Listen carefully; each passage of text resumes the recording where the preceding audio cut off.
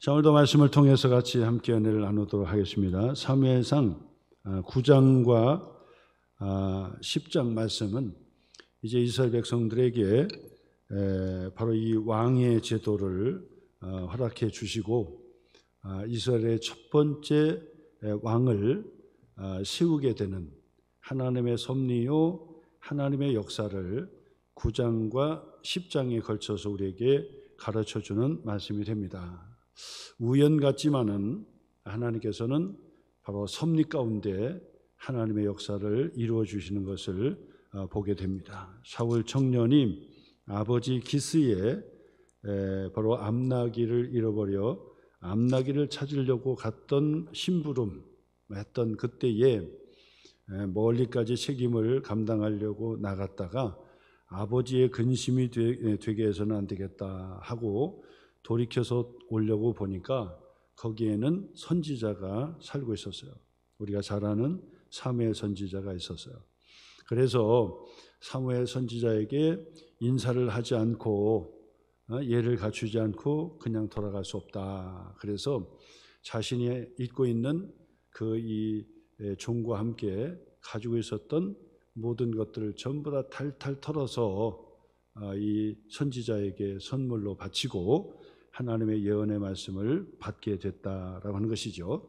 그랬더니 하나님께서는 사무엘 선지자에게도 이미 성령의 감동으로 하나님께서 보여주신 거예요. 사울 청년이 너에게로 나올 것이다. 그러면 그 청년이 바로 이스라엘의 첫 번째 왕이 될 것이니 너는 그의 머리에 기름을 부어라라고 선지자 사무엘 선지자에게 미리 다 말씀을 해주시죠. 그래서 하나님의 섭리 가운데 두 사람이 만나게 되고요. 사무엘 선지자는 사울 청년에게 머리에 기름을 붓고 왕으로 세우게 되는 것입니다. 그러나 사무엘 선지자가 기름을 부어 왕으로 세웠지만은 그러나 공식적인 그런 이 취임식이라든지 공식적인 과정이 필요했단 말이에요. 자, 그러니까 이제 집으로 돌아가라. 그리하면 하나님의 섭리의 역사, 하나님께서 너를 부르시고 너를 이스라엘의 왕으로 세울 것이다라고 하는 증표가 드러날 것이다. 그래서 예언한 자를 만나게 되고 또 그들 가운데 사울이 무엇을 받습니까? 성령의 충만을 받아요. 새 사람이 된다 그 말이에요. 사무엘 선지자에게 기름 부음을 받고 왕으로 시험을 받게 되지만은 아직 왕으로 취임식을 하지 않았단 말이에요. 근데 그 취임식이 이루어지기 전까지 이 사울 청년은 하나님의 은혜, 성령의 충만, 새 사람의 은혜를 입게 된다. 그래서 사무엘은 성령 충만 받게 되고 또 사울 청년이 예언을 하게 되는, 거기서 예언은 하나님의 말씀을 줄줄 전하는 하나님의 사람이 됩니다. 그리고 나서 이 사무엘 선지자는 온 이스라엘의 지도자와 백성들을 어디에 모으냐면 바로 이 미스바라고 하는 곳에 모이게 됩니다. 미스바에 모두 모여라. 그래서 너희들이 요구하는 대로 왕을 선출할 것이고 그리고 왕의 머리에 기름을 부어서 왕으로 너희들 앞에 세울 것이니 그러니 모두 다 미스바로 모여라. 그렇게 공지를 하게 돼요. 그러니까 이스라엘 백성의 지도자들 뿐만 아니라 이스라엘 모든 백성들이 미스바의 성회로 모이게 되고 미스바에서 기도 모임을 하게 됩니다. 미스바의 기도 모임 그리고 성령의 은혜에 충만한 그런 성회로 모이게 되는데, 자, 오늘 성경의 그 말씀이 바로 그것을 우리에게 가르쳐 줍니다. 17절 말씀이죠. 오늘 읽을 말씀 17절. 사무엘이 백성을 어디로 불렀어요? 미스바로 불렀다. 미스바로 불러서 여호와 앞에 모으고 이스라엘 자손에게 이르되 이스라엘의 하나님 여호와께서 이같이 말씀하시기를 하면서 이 사무엘 선지자가 미스바의 성회로 지도자와 모든 백성들을 모아놓고 말씀을 전하는 부흥성회가 시작이 되더라 그 말. 그래서 사무엘 선지자가 거기에서부터 하나님의 말씀을 증거하기 시작하는데 오늘 성경 2절 말씀부터가 사무엘의 설교예요. 그 설교를 다 기록할 수 없으니까 요점을 정리해서 하나님의 말씀을 전하게 되는데 무슨 말씀을 전하느냐? 사무엘이 무슨 말씀 전하겠어요? 너희들이 지금 왕을 요구했는데 근데 그것은 너희들이 잘 몰라서 그러는 것이지 너희들의 진짜 왕은 여호와 하나님이시다. 앞에서부터 계속 반복해서 말씀을 전해주는 거예요. 너희들이 몰라서 하나님 앞에 죄를 짓는 것이고 그리고 하나님을 기쁘게 해드리지 못하는 것일 뿐만 아니라 이것은 너에게도 유익하지 못한다. 그럼에도 불구하고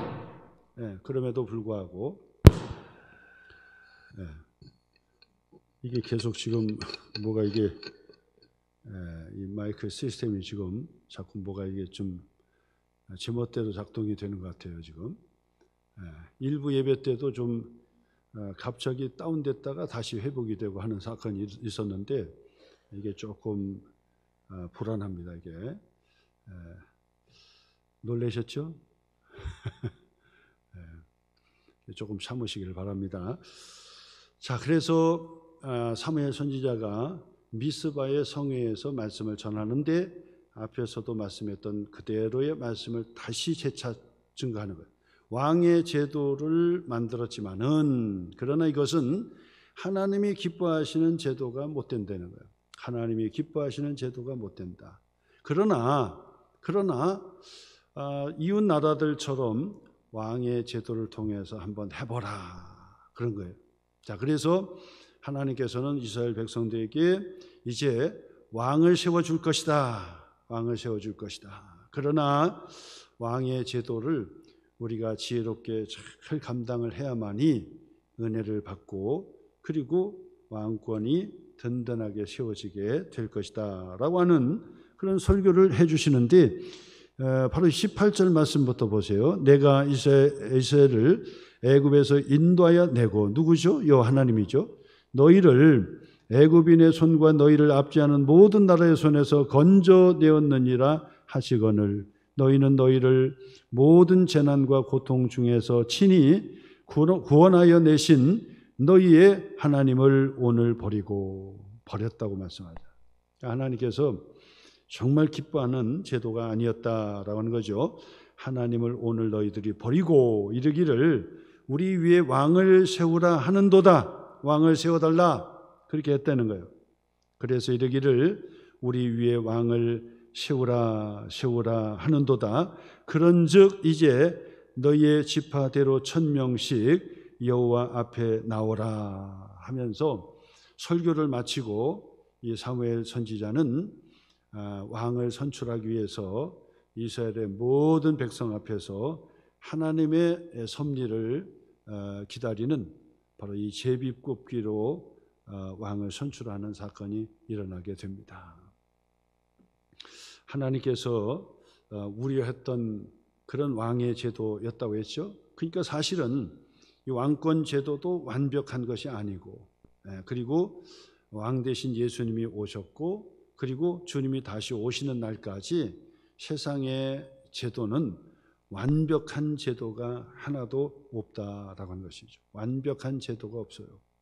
그 이야기는 무엇을 얘기하냐면 우리는 그것을 알고 여호와 하나님만이 나의 왕이십니다. 예수님이 나의 주인이십니다. 라고 하는 그런 고백을 평생 잊지 말고 염두에 두면서 신앙생활을 해야 된다.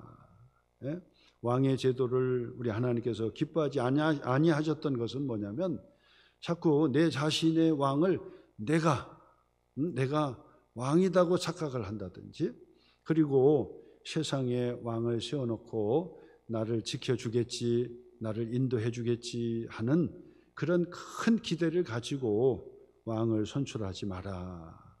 그것을 우리에게 계속 가르쳐 주는 거예요. 그래서 우리는 진짜 왕 되신 여호와 하나님이 우리를 지켜주시고 우리를 다스려 주시고 인도해 주신다라고 하는 그런 신앙의 고백을 평생토록 하면 신앙생활 잘하는 것이고, 그것을 잃어버리고 내 인생의 주인은 바로 납니다, 내가 나의 왕이 됩니다 한다든지 세상에 엉뚱한 왕을 의지하고 산다면 그건 우상숭배가 되는 것이고 하나님께 기쁨이 되지 못하고 신앙생활을 바로 하는 것이 못 된다라고 하는 얘기예요. 이것을 명심하고 명심해야 돼요.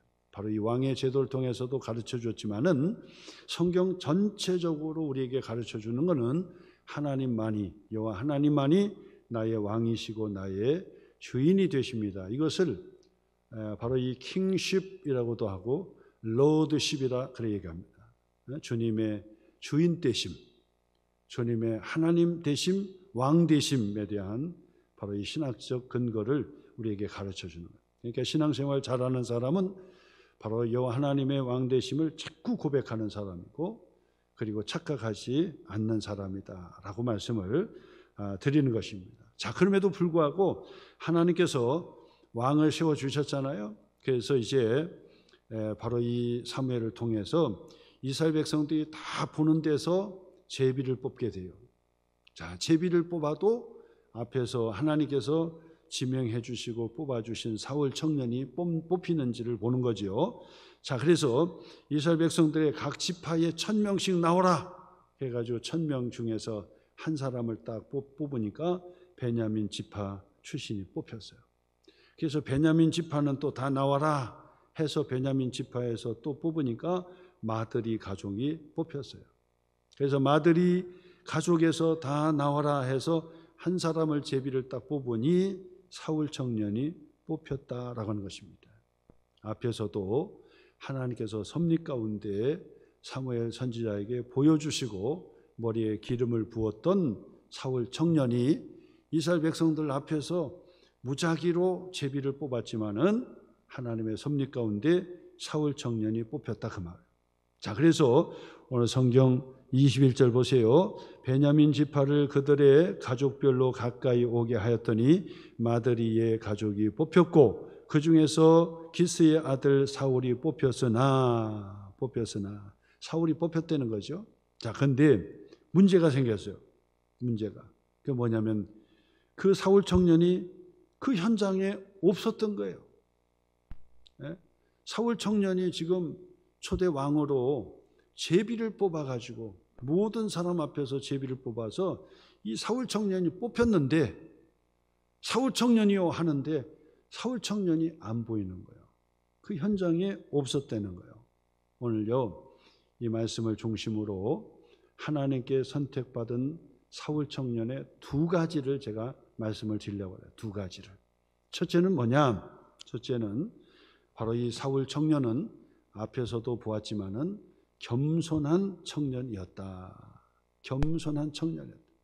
하나님의 복을 받는 사람은 반드시 겸손한 사람이에요. 하나님 앞에 쓰임 받는 지도자는 반드시 겸손한 지도자예요. 겸손한 사람을 하나님께서 기뻐 받으시고 기뻐서 쓰신다. 하나님, 세상 사람들은요 능력 있는 사람을 뽑으려고 그래요. 왜냐하면 자기가 능력이 없기 때문에. 근데 하나님은 당신이 능력이 있으시기 때문에 능력 있는 사람을 뽑지를 않아요. 왜? 하나님의 능력이 있으시니까. 그럼 어떤 사람이요?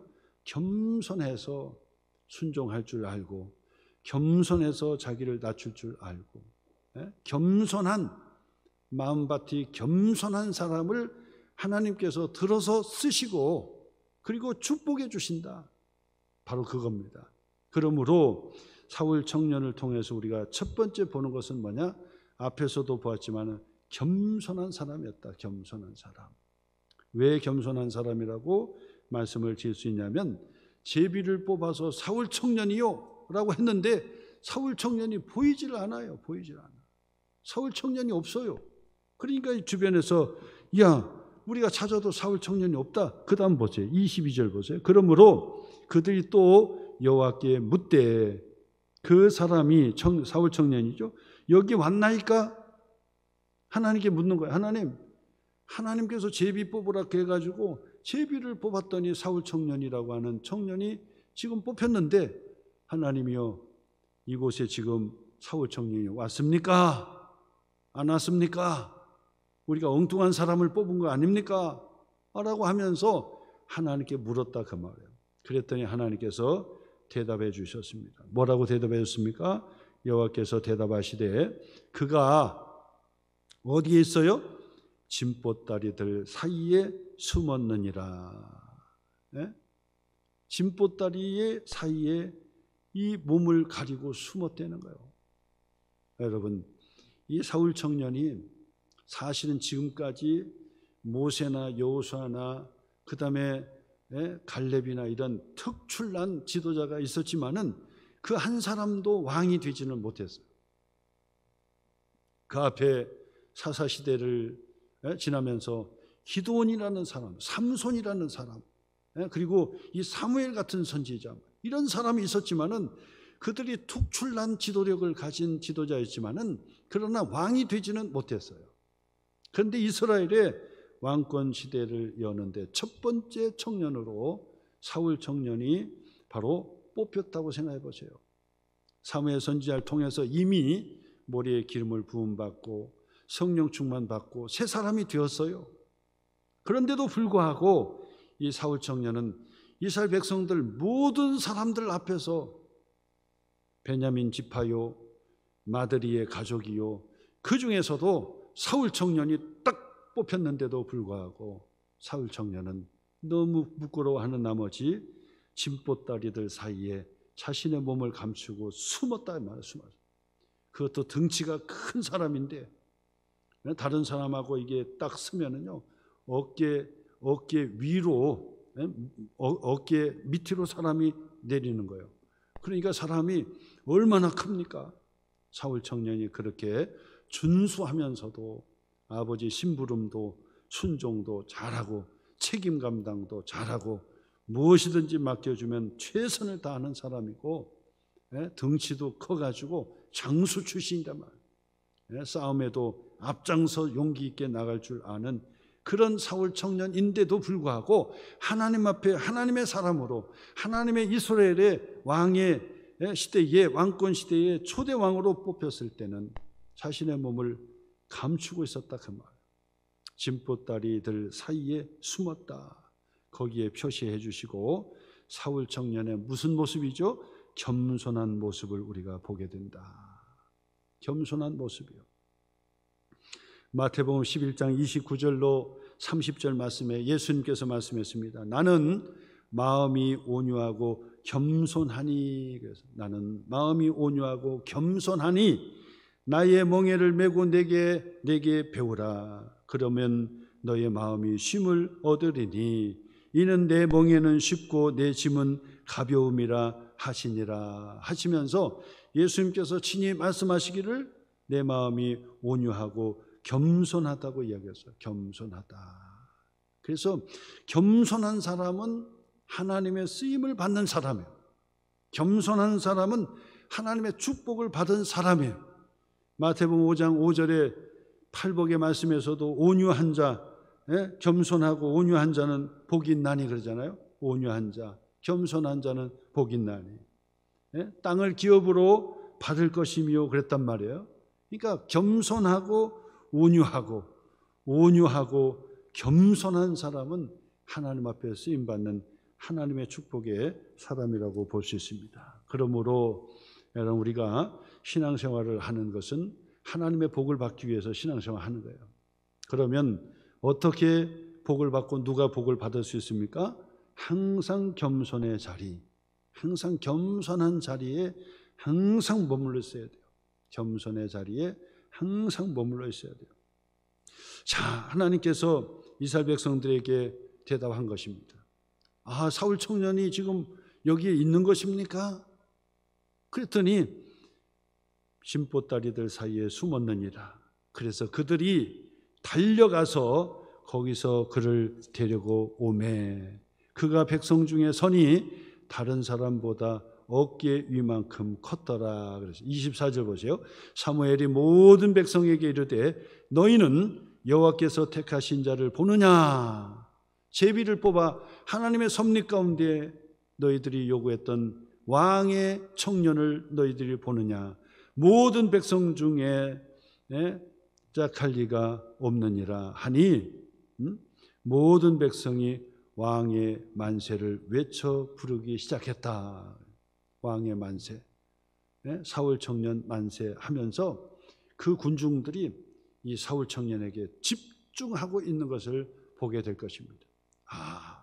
여기저기에서 막 큰 소리로 이 사울 이름을 부르게 되고 왕의 만세를 부르는 그 극적인 장면이 연출되더라라고 하는 얘기입니다. 이것을 보면서 초대 왕권 시대의 왕은 사울 청년이었고, 사울 청년은 어떤 청년이었다고요? 아버지의 심부름을 성실하게 책임감 있게 최선을 다할 줄 아는, 책임감 있는, 그리고 사소하다고 해서 소리하지 않는 그런 청년이었고, 또한 그 청년은 겸손한 청년이었다. 하나님의 은혜를 받고 겸손도 겸손했다. 이것이 바로 첫 번째 사울 청년을 우리에게 소개해 주는 거예요. 자, 두 번째는 이 사울 청년은 어떤 청년이었는지를 우리가 한번 다시 보는데요. 25절 말씀부터 이제 보면은 두 번째는 뭐냐면 바로 온유한 성품이었다. 온유한 청년이었다는 사실을 우리가 보게 됩니다. 그래서 예수님도 나는 온유하고 겸손하니, 나는 겸손하고 온유하니 내게 배우라 말씀하신 것처럼 하나님의 쓰임을 받는 사람은 반드시 온유하고 겸손하고 온유하고 두 가지를 잡을 수 있어야 돼요. 온유하다는 것이 뭘까요? 온유하다는 것이 뭘까?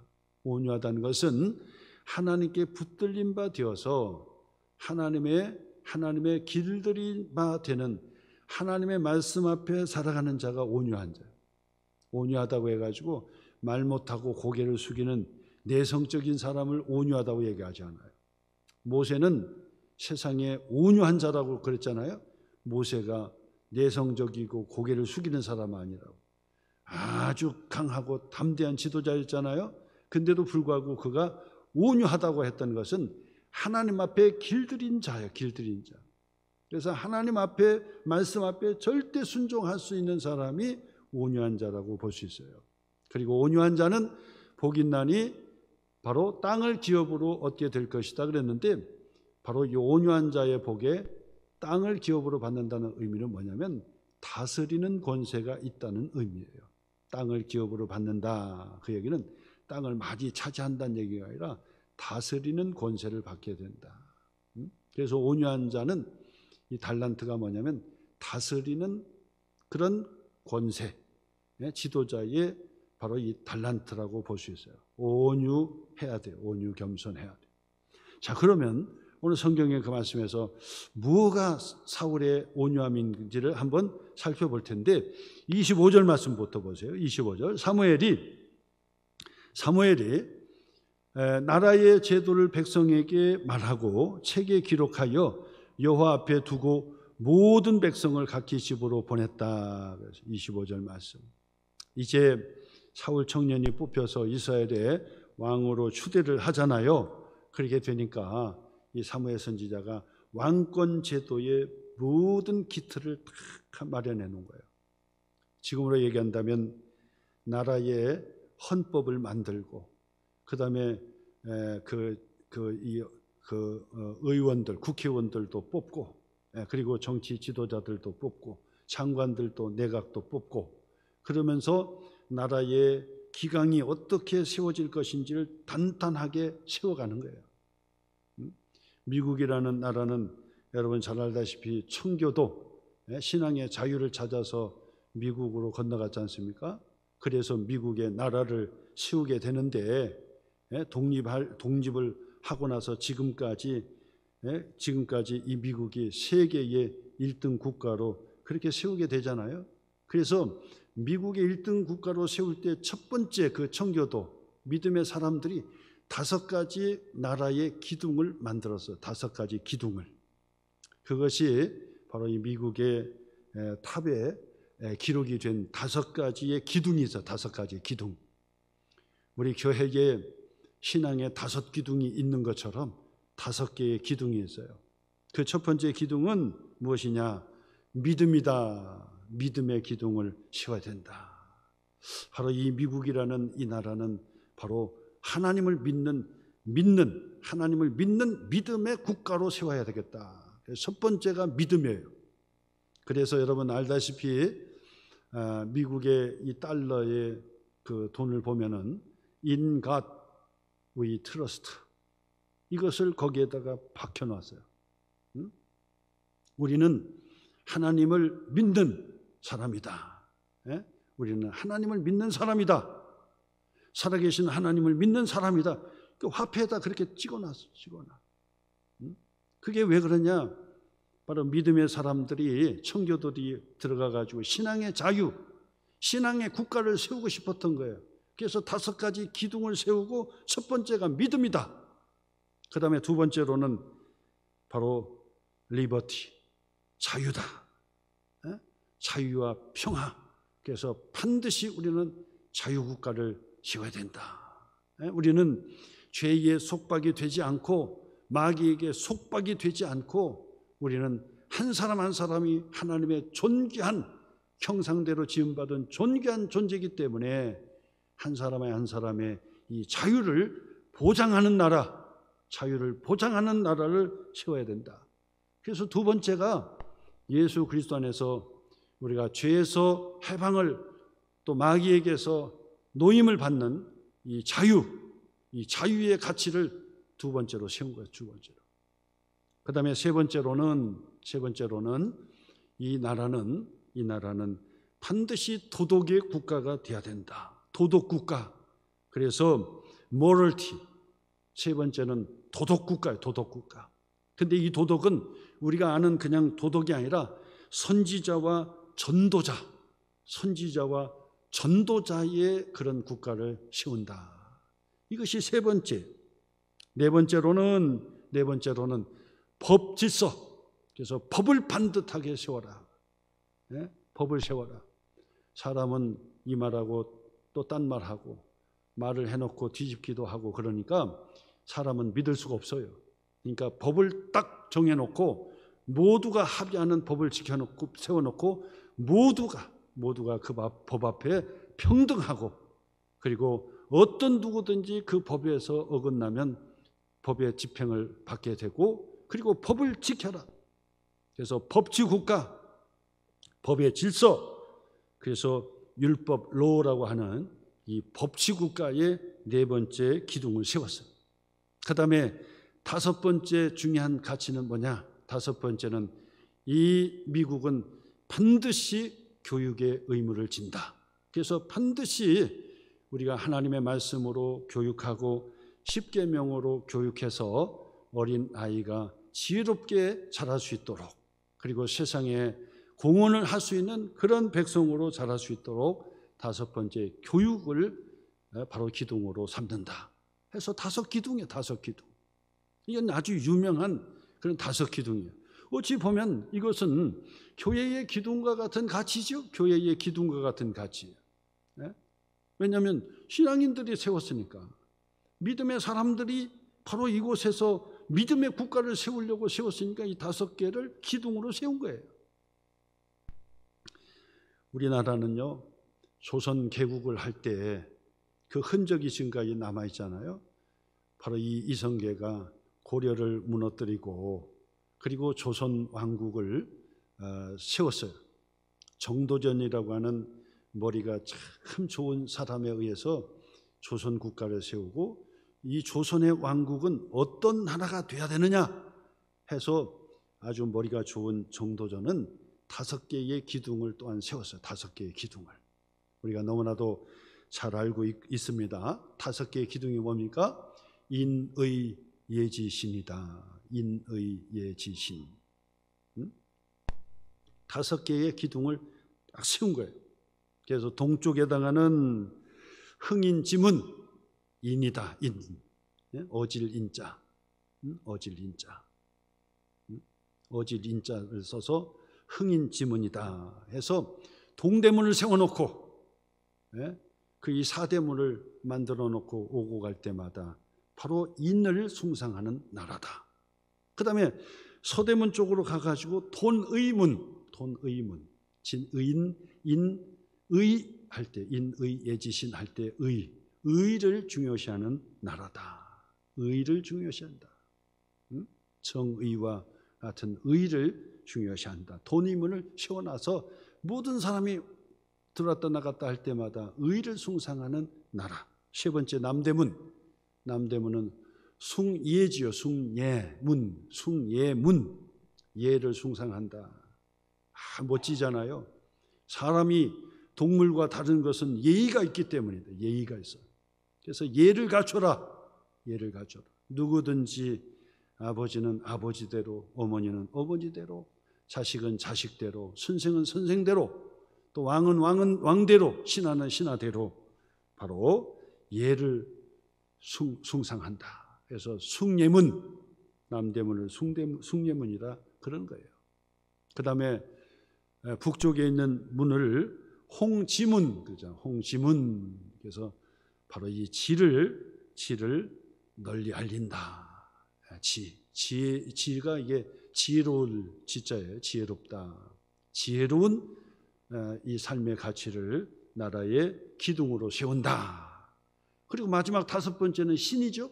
인의 예지 신은 뭐지요? 바로 종로에 있는 보신각이죠. 보신각.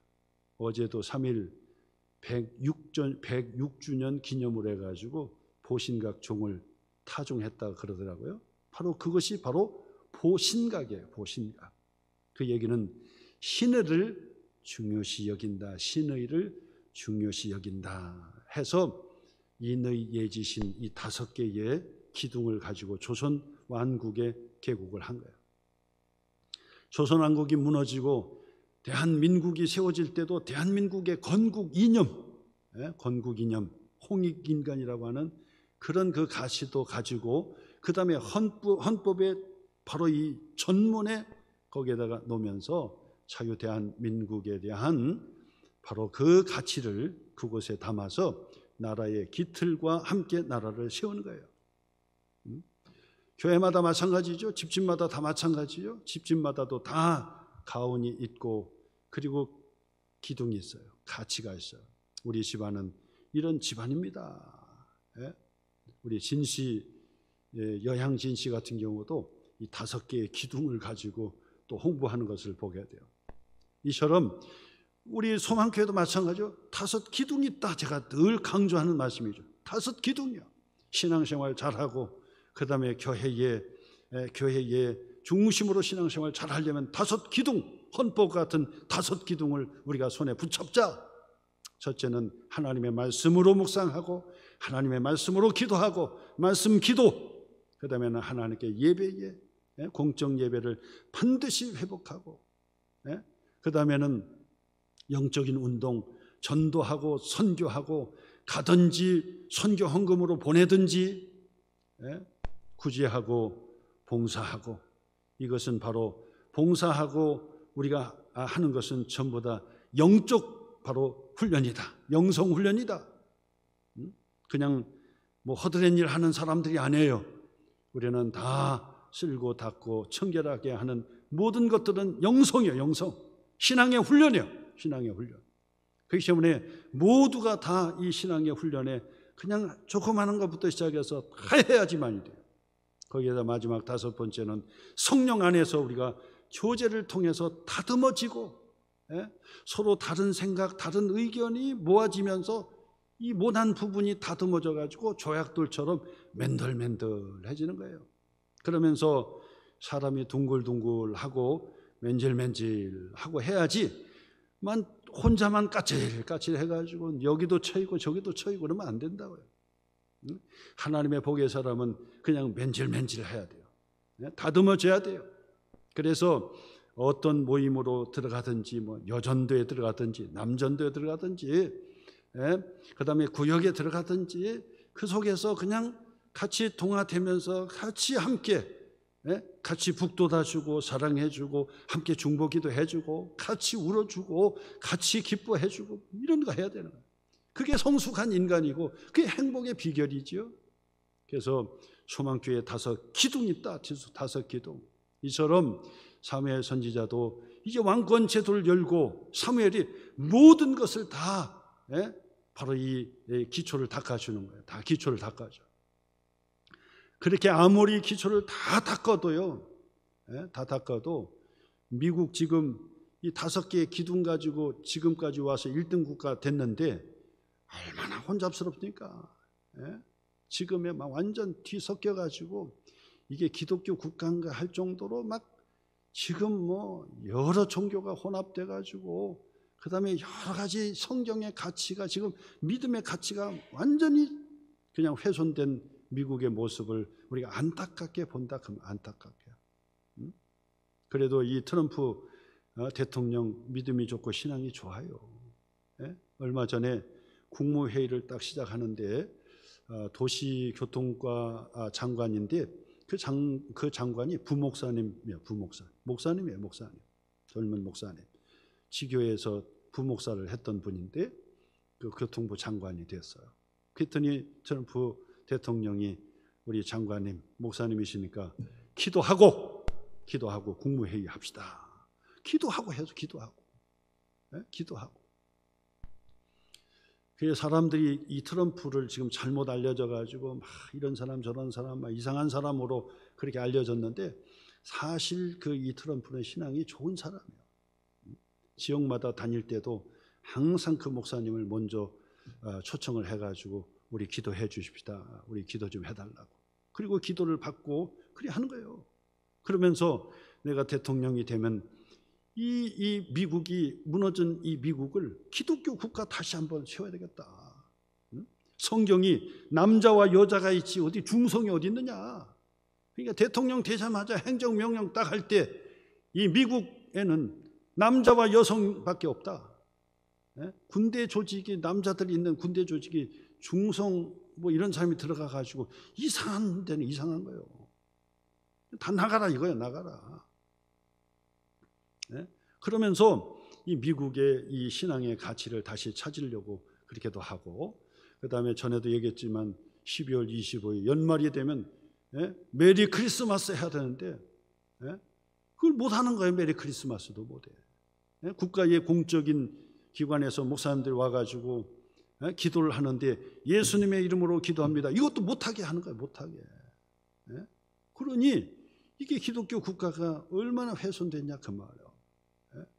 그래서 미국의 신앙의 가치를 다시 찾고 찾아야 되겠다 그러는데 모르겠습니다만은 우리의 개인적인 그 기대는 뭐냐면 트럼프가 아니더라도 어떤 누구라든지 미국의 청교도의 처음의 신앙이 다시 회복이 되는 미국이 되었으면 좋겠다 생각해요. 그래서 정말 세계를 지배하는 나라가 아니라 온 땅에 믿음을 전파하고 그 다음에 자유를 전파하고 그리고 온 나라를 더 살기 좋은 나라로 만들어줄 수 있는 그런 선지자의 나라요 제사장의 국가가 되었으면 좋겠다 생각하는 겁니다. 사무엘 선지자는 바로 이 왕권 시대에 바로 이 기틀을 마련해 온 거예요. 그래서 왕 옆에 반드시 선지자를 옆에다 딱 끼워놓는 거예요. 그래서 선지자는 왕 앞에서도 당신은 진짜 왕 앞에 머리를 숙이고 고개를 떨구세요. 무릎을 꿇으세요. 진짜 왕이 계십니다. 당신이 왕이 아닙니다.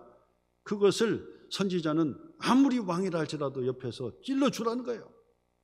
그리고 백성들 앞에서도 당신들이 스스로 왕이 되지 말고 그리고 앞에 눈에 보이는 왕이 진짜 왕이 아니라 여호와 하나님을 경외하시오. 여호와 하나님만을 섬기시오. 우상에 빠지지 마시오. 이것을 선지자가 옆에서 계속 가르쳐주고 코치해주고 찔러주고 비판해주고 선지자가 감옥에 들어가서 죽는 한이 있어도 하나님의 말씀으로 이 왕권 제도를 제대로 살릴 수 있도록 그렇게 제도를 마련해 준 거예요. 사무엘 선지자가. 자, 그래서 오늘 성경의 말씀에 보니까 바로 이 사무엘 선지자가 왕의 취임식을 이제 사울 청년에게 이제 하고 나서 이 사울 청년을 지지하는 사람이 있을 거 아니에요? 오늘 성경 말씀 보세요. 그 다음 보세요. 자기 집으로 갈 때에 마음이 어떻게 했다고요? 하나님께 감동된 유력한 자들과 어떻게 했다고요? 함께 갔느니라. 거기 표시하세요. 지지자들입니다. 사울 청년을 왕으로 적극 지지하고 그리고 사울 청년을 성공할 수 있도록 지지해 주는 바로 여당인 거죠. 여당. 예? 사울 청년을 지지해 주는 사람들이에요. 자, 그런데 여기에서 사울 청년이 왜 온유한 사람이라고 얘기하는지 바로 이 다음 구절에 나오는 거예요. 다음 구절에. 왕의 제도도 그렇고요. 어떤 모임도 그렇고 반드시 지지하는 사람만 있는 것이 아니라 무슨 사람이 있다고요? 반대하는 사람이 있어요. 그 다음에 보세요. 27절 보세요. 어떤 불량배는, 거기 표시하세요. 어떤 불량배. 누굽니까? 트러블 메이커스. 트러블 메이커스. 항상 문제를 일으키는 사람이에요. 반대를 위해서 반대하는 사람. 야당과 같은 존재, 야당과 같은 존재. 지지하는 사람이 있으면 꼭 반대하는 사람이 있어요. 반대. 그것도 이 반대를 사명처럼 느껴가지고 그냥 참 죽어라고 반대하는 사람이 있어요. 근데 사실 죽어라고 반대하면 안 되지요. 살려고 반대해야지. 더 잘 되라고 반대해야죠. 그러니까 정말 뭐냐면 서로 이 나라를 위해서 반대하는 사람은 그것은 좋은 거예요.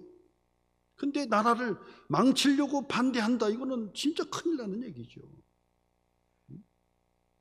나라를 망치려고 반대한다. 이건 있을 수가 없는 얘기예요. 나라를 더 잘되게 하기 위해서 반대하는 야당이 필요하다 그 말이에요.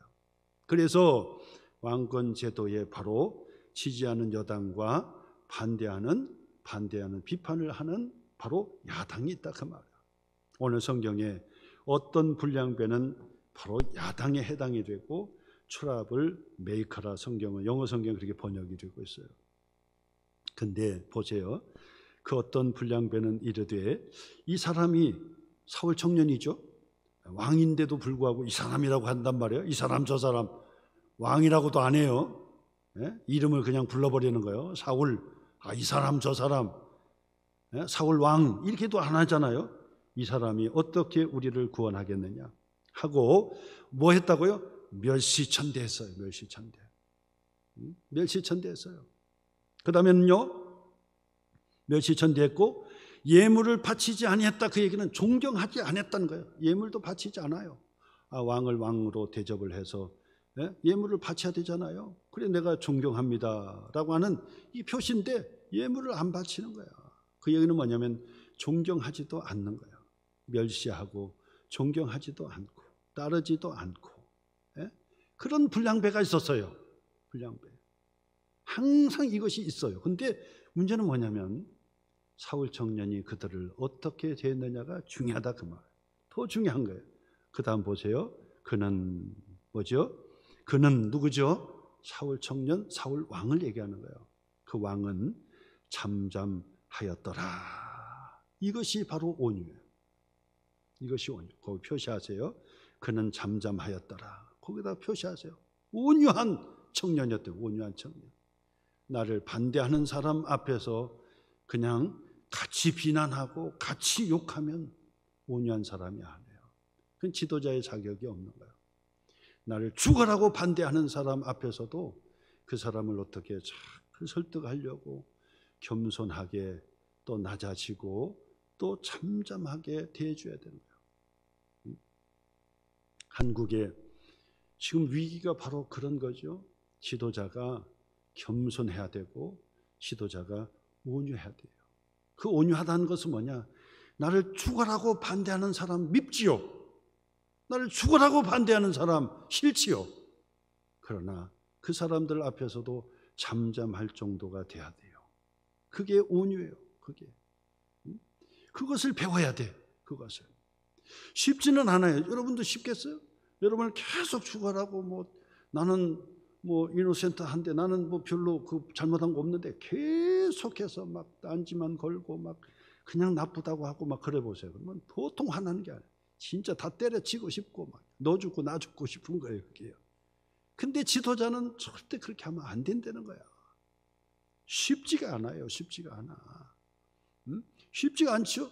여러분도 할 수 있겠습니까? 여러분도? 여러분도 할 수 있겠어요? 목사님들도 마찬가지잖아요. 옆에서 야 목사님 내가 힘이 되어주겠습니다. 함께 내가 기도해 주겠습니다. 목사님. 그런 사람만 있으면요 얼마나 신나고 좋은지 몰라요. 근데 그냥 옆에서 딴지 걸고 그러면 사람이기 때문에 실망을 낙심을 하는 거예요. 그러다 보면은 같은 일을 해도 힘있게 하지 못하고 마지 못해서 하게 되고 나중에 미움이 되고 미워게 되고 막 그러잖아요. 그러다가 막 그냥 또 화를 내고 그러면 이건 안 되는 거예요. 이 사울 청년의 두 가지를 지금 우리가 보았습니다. 첫 번째는 뭐였습니까? 겸손한 청년. 두 번째는요 온유한 청년. 온유와 겸손이라. 예수님께서 나는 온유하고 겸손하다 말씀하잖아요. 오늘 여러분 내 자신을 한번 잘 살펴보시길 바랍니다. 내가 온유하고 겸손한 사람인가? 내가 겸손한 사람인가? 내가 온유한 사람인가? 온유하다는 얘기는 나를 비난한 사람, 나를 잘 못 보는 사람, 그 사람이라 할지라도 같이 공격하지 않고 그냥 받아주면서 사울 청년처럼 그는 잠잠하였더라. 잠잠했어요. 굳이 그것을 막 변명한다든지 막 싸우질 않았다는 얘기예요. 온유 겸손한 그런 예수님처럼 사울 청년의 두 가지의 모습을 다시 한번 도전받는 여러분 되시기를 주님의 이름으로 축원합니다.